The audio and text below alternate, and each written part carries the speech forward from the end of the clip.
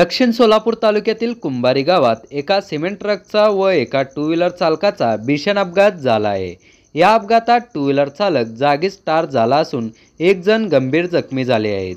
ही घटना रात्री 10:30 वाजण्याच्या सुमारास घडली असून घटनास्थळी पोलीस दाखल झाले आहेत।